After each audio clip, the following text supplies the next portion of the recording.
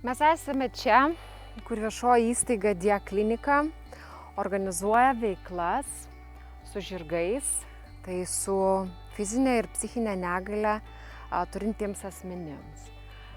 Štai čia turime žirgų aptvarą. Užsiėmimai vyksta tiek vasarą, tiek ir žiemos metu. Turime patalpas taip pat viduje, turime puikias arklides.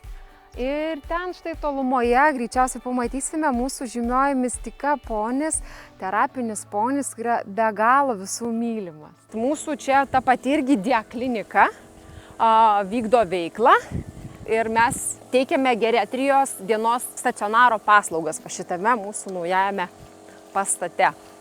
Tai čia vasaros mūsų ganykla žirgų.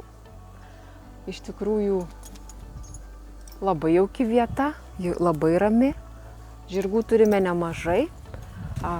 Čia šioje vietoje yra maniežas. Manieža, tai yra žiemos meto maniežas. Štai esame čia, vasaros manieže, kur žirgai gali su neįgaliaisiais būti užsiėmimai įvairiausi.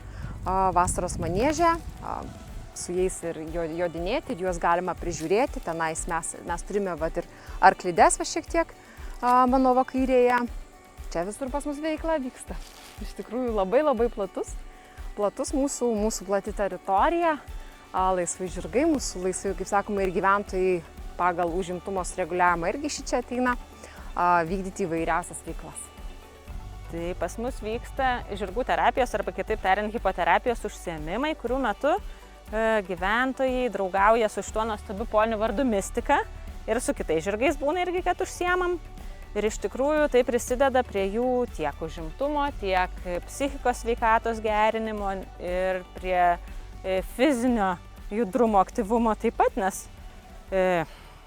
šitas ponis nėra jojamas, bet jinai yra tikrai terapinis žirgelis, nes ją galima glostyti, myluoti, šukuoti, maitinti morkytėm, vedžioti, mokyti triukų, žodžiu, įvairiausių veiklų mes sugalvojam tam, kad didintume žmonių savivertę.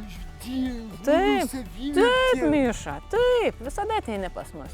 Visokių veiklų mes sugalvojam. Kartais būna pažintinės veiklos apie žirgelių spalvas, žirgų poreikius ir tuo pačiu apie savus poreikius. Tai iš tikrųjų tas žirgelis yra priemonė geriau pažinti save, geriau jaustis ir kartais tiesiog būti bendrystėje ir ryšy.